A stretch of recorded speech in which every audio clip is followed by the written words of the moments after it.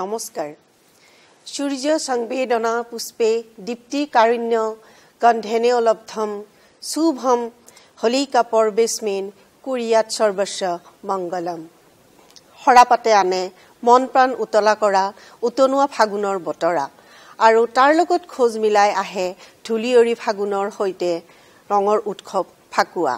হোলী ফলগুৎসৱ মদন উৎসৱ আদি বিভিন্ন নামেৰে সমগ্ৰ ভাৰতবৰ্ষতে ফাগুন মাহৰ পবিত্ৰ পূৰ্ণিমা তিথিত উলহ মালহেৰে উদযাপন কৰা হয় পৰম্পৰাগত আধ্যাত্মিকতা আৰু আনন্দৰ সংমিশ্ৰণত বসন্তকালীন ৰঙৰ উৎসৱ ফাকুৱা অসমৰ বিভিন্ন জাতি জনগোষ্ঠী পাহাৰ ভৈয়াম সকলোকে একাকাৰ কৰি আবিৰৰ ৰঙেৰে ৰঙীন কৰি তোলে এই ৰঙৰ উৎসৱ ফাকুৱাই ফাকুৱা আধ্যাত্মিকতা আৰু আনন্দৰ উৎসৱ ডিডি অসমৰ সমূহ দৰ্শকক আমাৰ এই বিশেষ অনুষ্ঠান আধ্যাত্ম মুক্তাৱলীলৈ স্বাগতম জনাইছো আজি আমি ফাকুৱাৰ আধ্যাত্মিকতা আৰু আনন্দ এই সম্পৰ্কে আলোচনা কৰিবলৈ গুৱাহাটী দূৰদৰ্শন কেন্দ্ৰই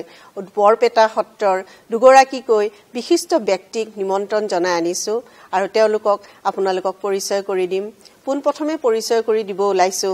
ডক্টৰ ৰেণু হাজৰিকা বাইদেউ তেখেত নমস্কাৰ বৰপেটা বিএইচ কলেজ মহাবিদ্যালয়ৰ অসমীয়া বিভাগৰ মুৰব্বী তথা সহযোগী অধ্যাপিকা বাইদেউক স্বাগতম জনাইছো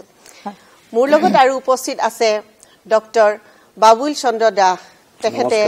বৰপেটা সত্ৰ সংস্কৃতিৰ ওপৰত বিশেষভাৱে গৱেষণা কাৰ্য কৰি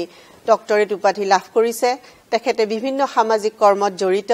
আৰু সত্ৰ সংস্কৃতিৰ সৈতে বিশেষভাৱে তেখেত পূৰ্বৰে পৰাই জড়িত তেখেত মাধৱ চন্দ্ৰ চৌধুৰী মহাবিদ্যালয়ৰ অৱসৰপ্ৰাপ্ত মুৰব্বী অধ্যাপক অসমীয়া বিভাগ আপোনালোক দুয়োগৰাকীকে আমাৰ অনুষ্ঠানলৈ স্বাগতম জনাইছো হয় ধন্যবাদ পোনপ্ৰথমে মই ৰেণু হাজৰিকা বাইদেউৰ পৰা ফাকুৱা উৎসৱ কিয় আৰু ফাকুৱা উৎসৱ পালন কৰাৰ যিটো মানে আমাৰ পৌৰাণিকতা এটা আছে এই বিষয়টোত অকমান কিহৰ কাৰণে পালন কৰা হয় মানে ফাকুৱা আহিলে ধৰক আমাৰতো মন প্ৰাণ একদম ৰঙীন হৈ থাকে গতিকে এই মন প্ৰাণ ৰঙীন কৰা ফাকুৱা উৎসৱটো কিয় আৰু কেতিয়া পালন কৰা হয় অকমান কওকচোন ফাকুৱা উৎসৱ আনন্দৰ উৎসৱ ফাকুৱা উৎসৱ ৰঙৰ উৎসৱ আৰু আধ্যাত্মিকতাৰ উৎসৱ বুলি কোৱা হয় এই উৎসৱ পুৰণি কালৰ পৰাই বৰদোৱাত যেতিয়া শংকৰদেৱে আৰম্ভ কৰিছিল তেতিয়াৰ পৰাই এই ফাকুৱা উৎসৱ পালন কৰি অহা হৈছে আৰু এই ফাকুৱা উৎসৱ পালন কৰাৰ লগত কিছুমান কাহিনী পৌৰাণিক কাহিনী জড়িত হৈ আছে এটা হোলিকা হিৰণ্যকশিপুৰ ভনীয়েক হোলিকাৰ লগত এটা আখ্যান জড়িত হৈ আছে এই হোলিকাই মানে হিৰণ্যকশিপুৰ নিৰ্দেশ ক্ৰমে প্ৰহ্লাদক বধ কৰিব চাইছিল জুই লগাই পুৰি কাৰণ প্ৰহ্লাদ বিষ্ণু ভক্ত আছে সেই কাৰণে পুৰি মাৰিব বিচাৰিছিল কিন্তু হোলিকাই নিজেহে সেই জুইত পৰা যায় দাহন হল গতিকে সেই হোলিকাৰ দাহনৰ লগত ফাকুৱা উৎসৱৰ এটা সম্পৰ্ক আছে ফাকুৱা উৎসৱৰ আগদিনা এই হোলিকা দাহন কৰা হয় তাৰ পিছত আৰু এটা আখ্যান আছে যে ফলগু নামৰ এজন অসুৰে স্বৰ্গত বৰ অত্যাচাৰ কৰিছিল বিষ্ণুৱে সেই ফলগুক বধ কৰিছিল বধ কৰোতে মানে ফলগুৰ তেজেৰে দেৱতাবিলাকে হোলী খেলিছিল গতিকে তাৰ পৰাও হোলী উৎসৱ হোৱা বুলি কোৱা হয় এনেকুৱা কিছুমান আখ্যান জড়িত হৈ আছে এতিয়া এই ফাকুৱা উৎসৱটো পালন কৰা হয় ফাগুন মাহৰ পূৰ্ণিমা তিথিত আৰু কেতিয়াবা কেতিয়াবা তিথি হিচাপে ই চৈতটো পৰেগৈ আৰু ফাগুন মাহৰ পূৰ্ণিমা তিথিত হলে ই 4 দিন বা 5 দিনীয়াকৈ হয় আৰু চৈতত হলে ই 3 দিনীয়াকৈ পালন কৰা হয় আৰু ইয়াৰ উদ্দেশ্যটো হে ভগৱানৰ লীলামালা প্ৰচাৰ শ্ৰীকৃষ্ণৰ লগত যেহেতু জড়িত আৰু 6শ শতিকাৰ পৰা এইটো আচলতে মানে কৃষ্ণ এই বসন্ত উৎসৱো বুলি কয় বসন্ত উৎসৱৰ আচল দেৱতা কামদেৱ বা মদন আছিল কিন্তু যেতিয়া 6শ শতিকাৰ পৰা বৈষ্ণৱ ধৰ্মৰ প্ৰবল ঢৌ আহিল তেতিয়াৰ পৰা এই উৎসৱ বিলাকৰ বসন্ত উৎসৱ বিলাকৰ মানে মধ্যমণি হৈ পৰে কৃষ্ণ গতিকে কৃষ্ণক লৈ এই ফাকুৱা উৎসৱ সৃষ্টি হয় বৰ সুন্দৰ কথা ক'লে বাইদেউলৈ ধন্যবাদ এতিয়া ফাকুৱা উৎসৱ বুলি ক'লে আচলতে এটা দুটা দিশ জড়িত হৈ থাকে এটা হৈছে আধ্যাত্মিকতা আৰু এটা হৈছে ৰং ৰহইছ আনন্দ কাৰণ আমাৰ ভাৰতবৰ্ষৰ যিমানবোৰ ধৰ্মীয় পৰম্পৰা আছে যিকোনো ধৰ্মৰে সকলো পৰম্পৰাই আচলতে আমাৰ সমাজত মানে এটা বৰ আনন্দময় পৰিৱেশৰ সৃষ্টি কৰে কিন্তু সেই বুলি আধ্যাত্মিকতাটো মানে ইয়াৰ সৈতে জড়িত হৈ আছে গতিকে মই ছাৰৰ পৰা এই বিষয়ে জানিব বিচাৰিম যে ফাকুৱা উৎসৱৰ আচলতে যিটো আধ্যাত্মিক তাৎপৰ্য নিহিত হৈ আছে এই সম্পৰ্কে আমাক অকমান চমুকে আভাস দিব নেকি আমাৰ যিখিনি সনাতন হিন্দু ধৰ্মৰ লগত যিখিনি সংস্কৃতি জড়িত হৈ আছে সেই সমগ্ৰ সংস্কৃতিতেই আধ্যাত্মিকতাটো আছে কাৰণ সেই সময়ৰ ঋষিমুনিসকলে 4খন বেদ 108খন উপনিষদ 14 শাস্ত্ৰ 18 পুৰাণ সেই শাস্ত্ৰসমূহৰ মাজেদি এটা আধ্যাত্মিক পৰিৱেশৰ গোটেই ভাৰতবৰ্ষৰ সৃষ্টি কৰিছিল আৰু সেই ভাৰতবৰ্ষৰ যিটো প্ৰভাৱ অন্য ঠাইলৈ বিয়পি পৰিছিল তাৰ পিছত যেতিয়া নৱম শতিকাত দক্ষিণ ভাৰতত বৈষ্ণৱ আন্দোলনে গা কৰি উঠিল আৰু সেই বৈষ্ণৱ আন্দোলন বিশেষকৈ কৃষ্ণ কেন্দ্ৰিক আৰু সেই কৃষ্ণক কেন্দ্ৰ কৰি যেতিয়া ভাগৱত পুৰাণৰ সৃষ্টি হ'ল সেই ভাগৱত পুৰাণ সৃষ্টিৰ জৰিয়তে স্বয়ং ভগৱান কৃষ্ণৰ বাংময় ৰূপ হৈছে ভাগৱত শাস্ত্ৰ গতিকে এই ভাগৱত কেন্দ্ৰিক বৈষ্ণৱ ধৰ্মই উত্তৰ ভাৰততো বিয়পি পৰিল 15 শতিকাত আৰু বিশেষভাৱে মহাপুৰুষ শংকৰদেৱে এবাৰকৈ দুবাৰ তীৰ্থ ভ্ৰমণ কৰাৰ পিছত বিশেষকৈ প্ৰথমবাৰ তীৰ্থ ভ্ৰমণ কৰাৰ পিছত যিখিনি সমল সুদীৰ্ঘ 12 বছৰ কাল গোটেই ভাৰতবৰ্ষৰ তীৰ্থসমূহ ভ্ৰমণ কৰি যিখিনি সংস্কৃতি লৈ আহিল সেই সংস্কৃতিখিনিক নিজস্ব উদ্ভাৱনা শক্তি আৰু অসমৰ যিটো সেই সময়ৰ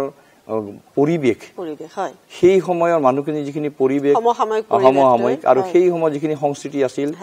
সেই শিষ্ট সংস্কৃতিৰ লগত অহিষ্ট সংস্কৃতি লিটিল ট্ৰেডিশ্যন আৰু গ্ৰেট ট্ৰেডিশ্যন লগাই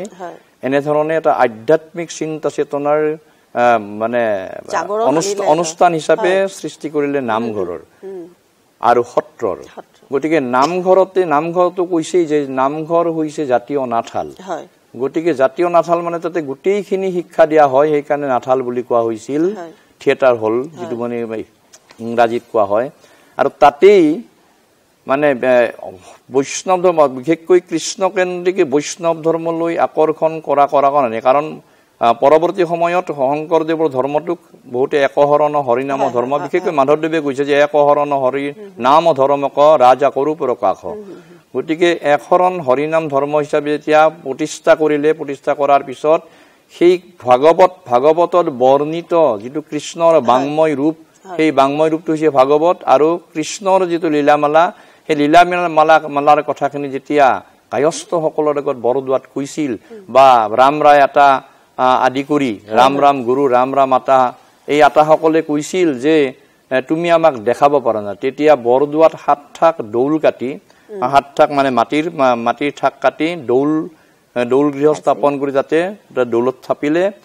আৰু তাৰ পিছত কিন্তু ভূতৰ ভয়তো তেওঁ ৰৌতা গাংমৌ হৈ ধোৱাটা বেলগুৰিলৈ গ'ল তাত কিন্তু চৰিতসমূহ নিমাত কৰবাত যে আৰু পাতিছিল দৌল উৎসৱ তেনেকুৱা মানে চৰিতসমূহ নিমাত পৰৱৰ্তী সময়ত যেতিয়া 1583 খ্ৰীষ্টাব্দত বৰপেটা সত্ৰত স্থাপন কৰিলে মথুৰা দাস বুঢ়াটা তেওঁৰ নাম গোপাল তাঁতী আছিলে গতিকে সেই গোপাল তাঁতীৰ সহযোগত যেতিয়া বৰপেটা সত্ৰত ৰঙিয়াল গৃহ কৰিলে সেই ৰঙিয়াল গৃহ কৰাৰ আগমুহূৰ্তত ৰামলাৰুৱা বুঢ়াৰ সেই মাটিখিনিত প্ৰথমতে কুতুৰা খেলা যাত্ৰাৰে আৰম্ভ কৰিলে আৰু কুতুৰা খেলা যাত্ৰা হোৱাৰ পিছত তেতিয়া গোটেইখিনি মানুহ হিলদল ভাঙি কুতুৰা যাত্ৰা খেলা চাবলৈ আহিল সেই ভাওনাখন ঝুমুৰাখন তাৰ পাছত দেখিলে যে এনেকুৱা সংস্কৃতিৰ মাজেদিহে আমাৰ একহৰণ হৰিনাম ধৰ্মলৈ আকৰ্ষণ কৰিব পৰা যাব আৰু সেইকাৰণে দৌল উৎসৱৰ চিন্তা কৰিলে আৰু তেতিয়া এলানি গীত লিখিলে কাৰণ যেতিয়া বৰদোৱাত মহাপুৰুষ শংকৰদেৱে লিখিছিল ৰংগে ফাকু খেলে চৈতন্য বনমালী হাতত ফালগুৰ গুণ্ডা ফিনচন্ত মুৰাৰী আপুনি দুফাকি হোলিৰ হেৰি গাম নিশ্চয় গাম মই গাম আমাৰ দৰ্শকে শুনি ভাল পাব তাৰ পাছত মানে যেতিয়া গোসাইক দৌলত মানে দৌল উৎসৱটোক লৈ যেটো উৎসৱ হ'ল সেইটো আকৌ আপোনাৰ এই সম্পূৰ্ণ নক্ষত্ৰ ভিত্তিক না সূৰ্যৰ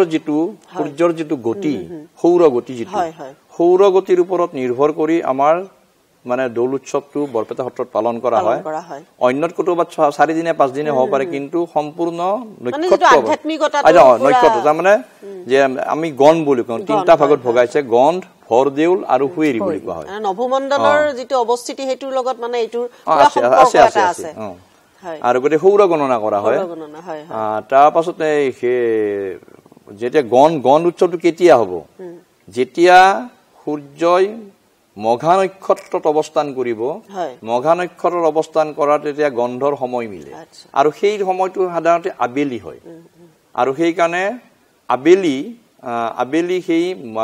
বৰপেটা সত্ৰৰ মঠৰ চোতালৰ পৰা গায়ন বায়ন আদিয়ে মানে গীত গাই লৈ আহে টুপৰ চোতাললৈ লৈ আহে টুপৰ চোতাল মানে বৰপেটা সত্ৰ নামঘৰ যেটো নামঘৰৰ সন্মুখত যিখন চোতাল মানে কৰাপাতৰো নামঘৰৰ মাজত যিখন চোতাল আছে সেইখন টুপৰ চোতাল বুলি কোৱা হয় তাত নল খাগৰি মেকৰাৰে মানে এটা মেজি সজোৱা হয়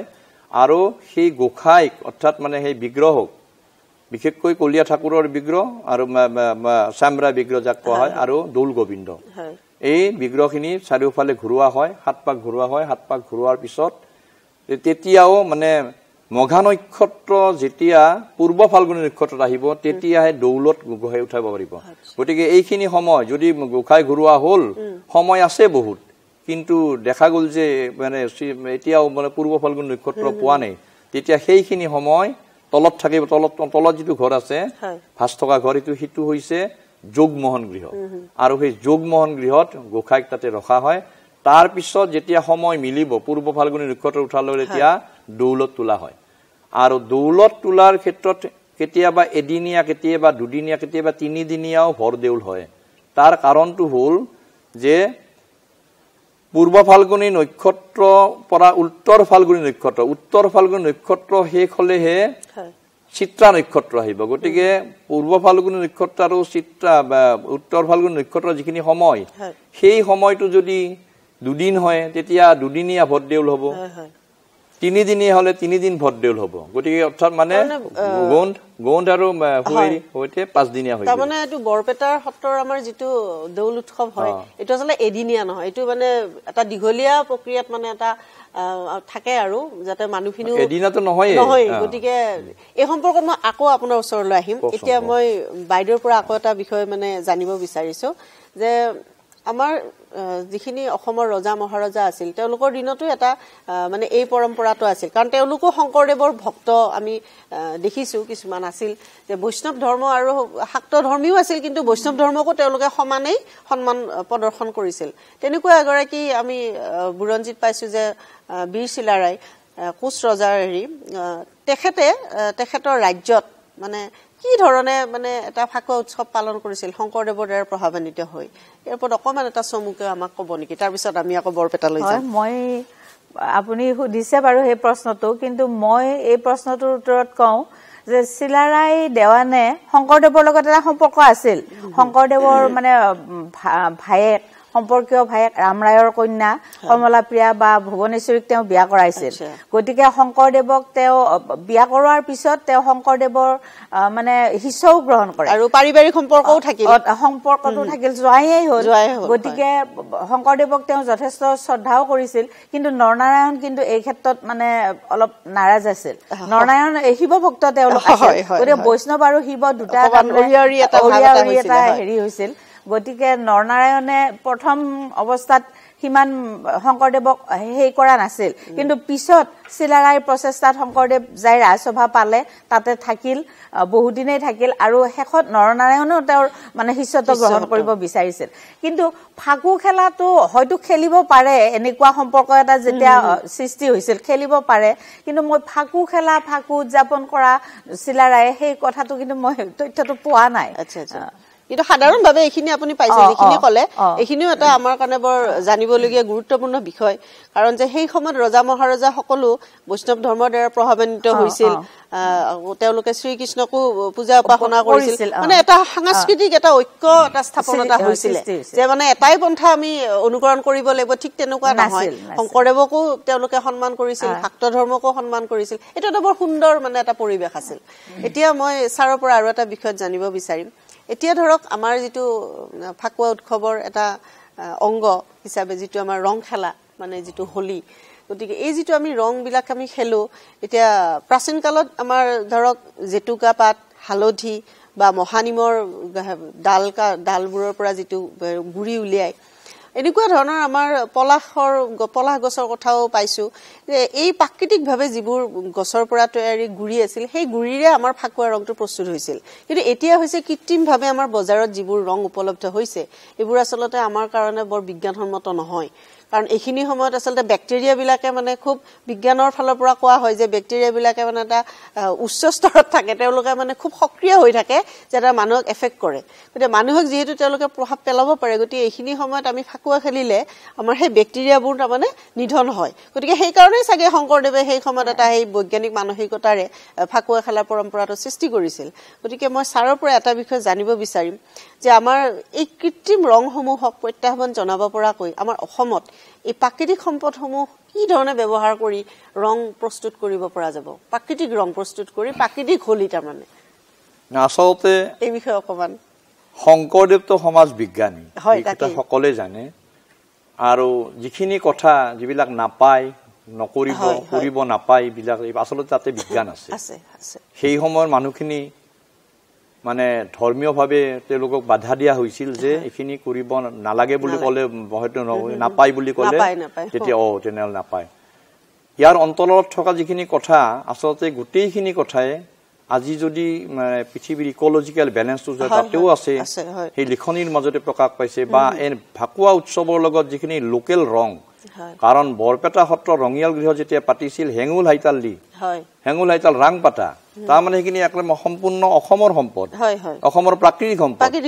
গতিকে প্ৰকৃতিৰ পৰাই লৈছিল যাৰ কাৰণে ৰঘুৰায়ে মানে ৰাং পাতা দি মানে ৰূপৰ কৰা বুলি ভাবিছিল কিন্তু নহয় আচলতে অৰ্থাৎ সেই ৰংবোৰ ইমান উন্নত বিশেষভাৱে আমাৰ সচিত্ৰ ভাগৱত যে আছে বা হস্তি বিদ্যাৰ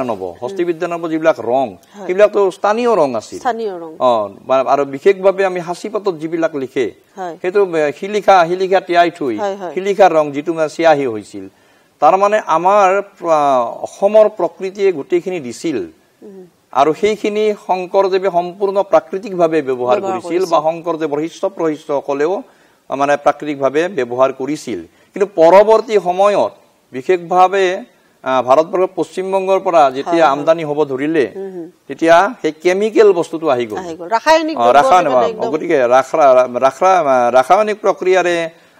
তৈয়াৰ কৰা সেই ৰংসমূহ বহু ক্ষেত্ৰত ক্ষতিকাৰক এনে কিছুমান ৰং আছে যে সেই ছালটো মৰি যায় গালত দিয়াৰ লগে বহু দিনলৈকে সেই ৰংটো নাযায় বহুত চিকিৎসালয়ত ভৰ্তি হ'ব লগীয়া আৰু যদি এলাৰ্জি যদি কাৰোবাৰ আছে তেনেহ'লে বৰ ডাঙৰ কথা হয় মানে মৃত্যু মুখত পৰ্যন্ত যাব পাৰে গতিকে আগতে কিন্তু ৰং ব্যৱহাৰ কৰিছিল চৰ্ম ৰোগ বিলাক সেইটো ভাল হ'ব কাৰণে শংকৰদেৱে ইমান ধুনীয়া এটা কথা কৰি থৈ গৈছিলে এতিয়া যদি আমি আধ্যাত্মিক দিশটো চাওঁ তেনেহ'লে এইখিনি কথাও আমি প্ৰকৃতিক বাদ দি আমি কোনো মানুহে আমি মানে বেলেগকৈ যাব নোৱাৰো আৰু আমি প্ৰকৃতিক এতিয়া বাদ দিছো আমি প্ৰকৃতিৰ পৰা আঁতৰি আহিছো যাৰ কাৰণে এনেকুৱা কেমিকেল ৰং কিছুমান আমি হানিছো তেতিয়াহ'লে আমাৰ এটা যিসকল গৱেষক ছাত্ৰ বা বিজ্ঞানী আছে তেওঁলোক এই ক্ষেত্ৰত আগবাঢ়ি আহিব পাৰে যে আমাৰ যিখিনি প্ৰাকৃতিক সম্পদ আছে অসমত সেইখিনিৰ পৰা যদি আমি ইয়াতে প্ৰাকৃতিকভাৱে ফাকুৱা প্ৰস্তুত কৰি আমাৰ থলুৱা যিটো এই উৎসৱ আমি উৎসৱৰ আনন্দও লোৱা হ'ল আৰু লগতে আমাৰ এখন অৰ্থনীতিৰ ফালৰ পৰা এটা আমাৰ ভাল এটা আমি যেতিয়া বেলেগ এখন ৰাজ্যৰ পৰা আনাৰ লগে লগে আমাৰ অৰ্থনীতিটো নিৰ্ভৰশীল হৈ গ'ল কিন্তু তেতিয়া আমাৰ অৰ্থনীতিটো স্বাৱলম্বী হ'ব গতিকে সেইটো এটা স্বাৱলম্বী অৰ্থনীতিৰ ফালৰ পৰা এটা ভাল দিশ এটা হ'ব নে কি কৈছে একেবাৰে সঁচা কথা হয় ফাকুৱাটো আমি নিজে প্ৰস্তুত কৰিব পাৰো নিয়োজিত হ'ব পাৰি আৰু বহুত নিয়োজিত হ'ব কৰ্মসংস্থাপনৰ সৃষ্টি হ'ব কাৰণ ইমানখিনি বস্তু আমাৰ আছেই আৰু শিলিখা জেতুকা পলাশ গছ মদাৰ গছ এইবিলাকতো আমাৰ অভাৱ নাই কিমান আছে গতিকে এইবোৰৰ পৰা আমি যদি প্ৰস্তুত কৰিব পাৰো গতিকে এইটো এটা বৰ ভাল কথা আৰু ঔষধি গছ জেতুকা হয় জেতুকা যদি মূৰত সনা যায় তেনেহলে চুলি পকাৰ পৰা ৰক্ষা কৰে আৰু বাকি মানে পোক মানে উকনি সুকনি নহয় গতিকে গোটেইখিনি উপকাৰো আছে তাৰ উপকাৰ আছে এতিয়া মই বাইদেউৰ ওচৰলৈ আহিছো যে আমাৰ ভাৰতবৰ্ষৰ সংস্কৃতিত যিমানবোৰ পৰম্পৰা আছে প্ৰতিটো পৰম্পৰাই আচলতে আমাৰ এটা সমাজত শান্তি একতা এটা শুভ বাৰ্তা এটা প্ৰেৰণ কৰে আৰু মানুহখিনিক একত্ৰিত কৰি ৰাখে গতিকে এই ফাকু উৎসৱেও আমাৰ সমাজত কেনেকুৱা ধৰণে বিভিন্ন জাতি জনগোষ্ঠীক বিভিন্ন ধৰ্মাৱলম্বী লোকক একত্ৰিত কৰি ৰাখিছে এই সম্পৰ্কত অকমান আমাক ক'ব নেকি ফাকুৱা উৎসৱে নিশ্চয়কৈ জাতি জনগোষ্ঠী ধনী দুখীয়া উচ্চ নীচ সকলোৰে মাজত এটা একতাৰ সৃষ্টি কৰিছে আপোনালোকে বৰপেটাত ফাকুৱা উৎসৱ দেখিলে গম পাব যে সেই কেইদিন ফাকুৱাৰ কেইদিন তাত ধনী দুখীয়া উচ্চ নীচ পাপি টাপি ভেদভাৱ নাই এনে হতাধিকাৰ বিলাক মানে ওপৰৰ শ্ৰেণীৰ মানুহ কিন্তু তেওঁলোকেও সাধাৰণ মানুহৰ লগত ফাকু খেলে গতিকে এটা সম্পূৰ্ণ সম্প্ৰীতিৰ মানে ছবি সকলো একাকাৰ হৈ যায় আৰু এনেকুৱা এটা হয় যে বৰপেটাৰ মানুহে ফাকুৱাৰ কেইদিনত মানুহ আলহীক ৰাখিবৰ কাৰণে মানে খুব হেৰি কৰি থাকে ইচ্ছা কৰি থাকে যাৰ ঘৰত অতিথি নাযায় তেওঁলোকে মানে মনত দুখ পায় গতিকে মানে মানুহৰ মন বিলাক কি কৰে ফাকুৱা উৎসৱে একেবাৰে ৰঙীন কৰি আৰু মানুহৰ মনত মানুহৰ প্ৰতি ভাল পোৱাৰ ভাৱ বা মানুহৰ প্ৰতি সহানুভূতি এই ভাববিলাক সৃষ্টি কৰে গতিকে ধনী দুখীয়া সকলো পাহৰি একেলগে এই ৰঙৰ উৎসৱে কি কৰে মানুহক সম্প্ৰীতিৰ দোলেৰে বান্ধে মানে এতিয়া আধুনিক সময়ত মানুহৰ এনেকুৱা হৈছে সময়ৰ অভাৱো হৈছে আৰু লগতে বিভিন্ন আমাৰ তথ্য প্ৰযুক্তিবিদ্যায়ো মানুহক অকমান মানুহৰ পৰা আঁতৰাই আনিছে গতিকে আপুনি ভাবে নেকি যে ফাকুৱা উৎসৱে সেই মানে যিটো আমাৰ এটা ফাক এটা হৈ গৈছে যে ইজনৰ পৰা সিজনৰ এটা ফাক এটা ৰৈ গৈছে মানুহৰ সেই ফাকটো অকমান হলেও কম কৰিছে নেকি দূৰ কৰিছে আৰু চাওক এতিয়া বৰপেটা এখন পৰ্যটন ক্ষেত্ৰত পৰিণত হৈছে বিভিন্ন ঠাইৰ পৰা পৰ্যটক আহে ফাকুৱা উৎসৱ চাবলৈ আনকি বাহিৰৰ পৰাও আহে বিদেশৰ পৰাও গতিকে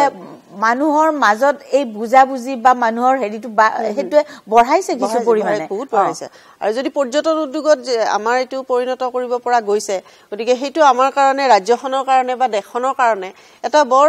আটাইতকৈ মানে এটা শুভ ইংগিত কাৰণ পৰ্যটন উদ্যোগ হলে তাত আমাৰ বৰ্তাৰবাটা কীৰ্তন ঘৰ থাকিল আৰু লগতে যদি হোলী উৎসৱৰ সেই যিটো পৰিৱেশ ৰঙীন পৰিৱেশটো যদি বাহিৰৰ পৰ্যটকে দেখে তেওঁলোকেতো বহুত উপভোগ কৰিব পাৰিব আৰু বৰ ভাল লাগিল সেইটো বিষয়ে গম পাই এতিয়া মই ছাৰৰ ওচৰলৈ আহিছো আমাৰ বৰপেটাৰ যিটো সত্ৰ সংস্কৃতি আছে তাৰ লগতো আৰু ফাকুৱা পৰস্পৰভাৱে এৰাব নোৱাৰাভাৱে জড়িত তেওঁলোক গতিকে এই দুটা বিষয় মানে হোলী ফাকুৱা এই দুটা ভিন্ন ধাৰণা বুলি ক'ব খোজে বহুতে যদিও দুটাৰে সম্পৰ্ক আছে এই দুটা ধাৰণা কি ধৰণে সম্পৰ্কিত হৈ আছে ফাকুৱা আৰু হোলী নিশ্চিতভাৱে মই কৈছোৱে যে হিষ্ট সংস্কৃতি অহিষ্ট সংস্কৃতি দুটাৰ সমন্বয়ত বৰপেটা দৌলোৎসৱটো পালন কৰা হয় আৰু হিষ্ট বুলি ক'লে মহাপুৰুষ মাধৱদেৱে যেতিয়া ৯টামান গীত ৰচনা কৰিছিল তেনে এটা ফাকি গাই দিয়কচোন অকমান হয় ফাগু খেলে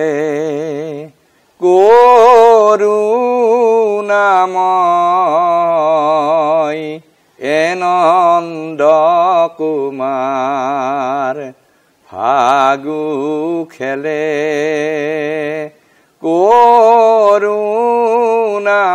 করুণাময় এনন্দ কুমার বা কেলি হিন্দুরা রাগর কেলি করে বৃন্দাবনে এনন্দ কুমাৰ মই কিতাপখন উলিয়াইছো মানে মনত নাই তো মই চাই গাইছো কেলি কৰে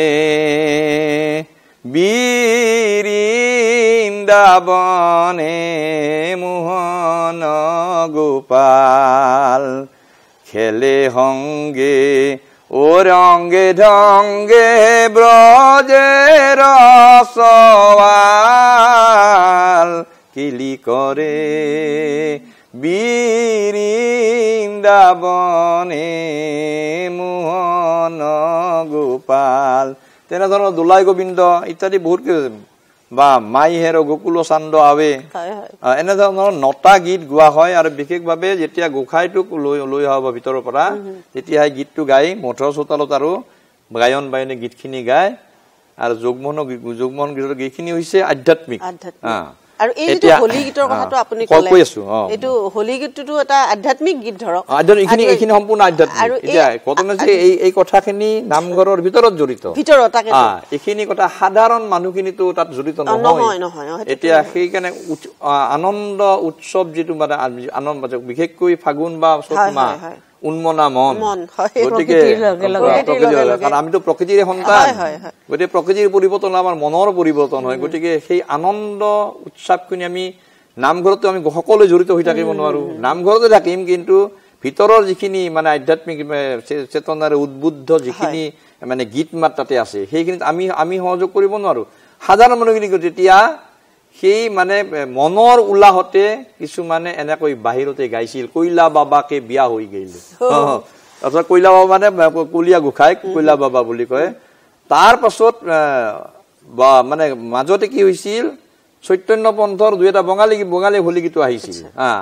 তেতিয়া অম্বিকাগিৰি ৰাজচৌধুৰীয়ে তেতিয়া প্ৰথম লিখিলে এনুৱা বসন্তে প্ৰাণ কলয়ুৰি যোৱাহে এনুৱা বসন্তে এনেধৰণে হয় বৰ ভাল লাগিল আৰু হোলী গীতে আমাৰো মন উন্মনা কৰি তুলি পেলাইছে এতিয়া আমাৰ সুদাকণ্ঠ ডক্টৰ ভূপেন হাজৰিকাই এটা গীত গাইছিল ৰং ৰং নানা ৰং কিনিবলৈ যাওঁ ৰংপুৰ অভিমুখে আমি আগুৱাও যি ৰং পাওঁ আমি কুচত ভৰাওঁ সেই ৰং পৃথিৱীলৈ আমি ছটিয়াওঁ ৰঙৰ উৎসৱ ফাকুৱাই আমাৰ সমাজখনত শান্তি সম্প্ৰীতি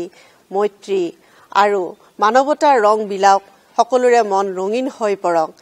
এই কামনাৰে আজি অনুষ্ঠানৰ পৰা বিদায় মাগিছো আৰু আপোনালোক দুগৰাকীকৈ মই মোৰ ফালৰ পৰা গুৱাহাটী দূৰদৰ্শন কেন্দ্ৰৰ ফালৰ পৰা আন্তৰিক ধন্যবাদ আৰু কৃতজ্ঞতা জ্ঞাপন কৰিছো ধন্যবাদ আপোনাকো আমি ইয়ালে মাতি অনাৰ কাৰণে ধন্যবাদ জ্ঞাপন আৰু বিশেষভাৱে দূৰদৰ্শন গুৱাহাটী কেন্দ্ৰক আমি কৃতজ্ঞ অন্তত আমাৰ বৰপেটা অঞ্চলৰ এই ফাকুৱা উৎসৱখিনি যে প্ৰকাশৰ প্ৰচাৰৰ কাৰণে তেওঁলোকে ব্যৱস্থা হাতত লৈছে পুনৰবাৰ আপোনালোকক ধন্যবাদ জনাই আমি সেৱা ধৰিছো